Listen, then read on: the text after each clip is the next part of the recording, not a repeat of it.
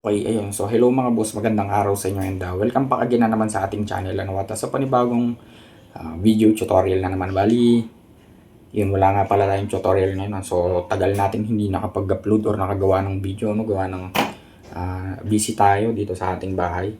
And, so, mabilisan lang naman. Ayan, kung nabasa nyo na yung ating thumbnail, meron tayong mini driving light dito mga boss. Ayan, para sa akin is napakaganda. So kung makikita nyo yan, napakanipis lang yan. Okay, so bakit ko nga ba nasabi na maganda to? Unang-una mga boss, kapag mahilig kayo magporma, syempre ayaw nyo nang may nakaharang sa motor nyo, lalong-lalo na nasisira or nawawala yung natural looks or yung pagka angas ng ating motor, ano? Gawa ng may mini driving light niya sa harap.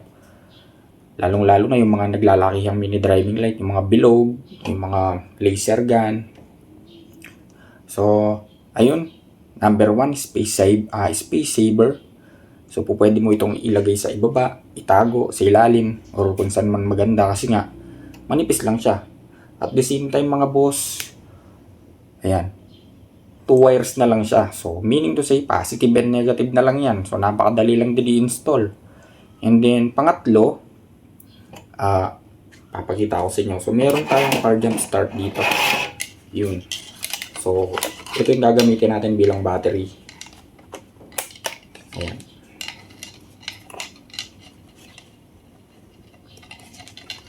Ayan. So, salpak lang natin dyan. And then, so, tulad nga ng sinabi ko mga boss, pangatlo, positive and negative lang yung kailangan natin para mapailaw to. So, ayun mga boss, since dalawa nga lang yung wire nito, ayan. Sa mga nagtatanong kung paano daw magpalit nito ng high to low or yung white to yellow and then yellow to white. So ganito lang yung gagawin nyo mga boss. Kapag ka naglagay kayo ng switch, pagpapalit-palitin nyo lang yung switch. Okay? So sample. Ayan. So tignan nyo naman mga boss yung kagandahan ng mga ganitong mini driving light. So una, hanapin muna natin yung yellow siya. Ayan. So white muna. So since nasanay tayo na yung white ay ang low beam natin and then yung yellow, yung high beam natin, bali ang gagawin natin, switch off lang natin and then switch on.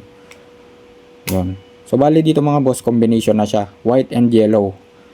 Kaya mapapansin nyo, may guhit na white sa ilalim at may guhit na yellow sa itaas. So kapag in-off naman natin and then in-on natin ulit, you know, so may blinker siya mga boss.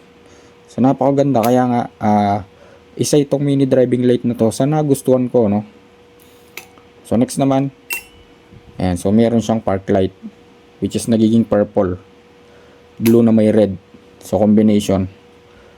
Okay, next, yun, no? So yung yellow mga boss, yung napakaliwanag. Kaya isa ito mga boss sa nagustuhan kong mini driving light kasi unang-una, switch lang yung kailangan mo. Okay, so itatap mo lang siya dito. Yan, sa dalawang wire na yan. So yung black, direkta mo na yan sa negative terminal ng battery or sa may chassis. O pwede yan sa ground. And then yung red, so dudugtungan mo na to ng switch papunta sa may ignition switch ng motor mo para kontrolado pa rin siya ng motor. Again, isa pa mga boss.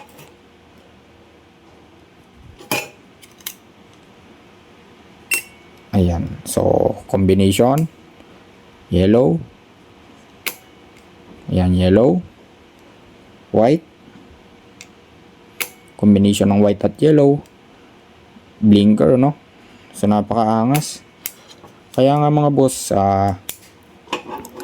isa ito sa nire-recommend ako, no? Para sa akin lang, ano, kung mahilig kayo magporma ng mga motor nyo at the same time pinang long race nyo, so sa mini driving light na to, hindi niya sisirain yung natural looks or yung maangas na forma ng motor nyo kasi nga pwede nyo itong itago sa ilalim, lalong-lalo na sa mga Aerox, NMAX, ayan, Mio, Click.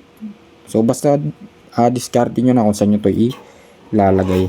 Ayan mga boss. Yun, so bali hanggang dito lang muna mga boss, ano, sa susunod abangan nyo yung mga nakalatag ko pang tutorial and napakarami. Okay.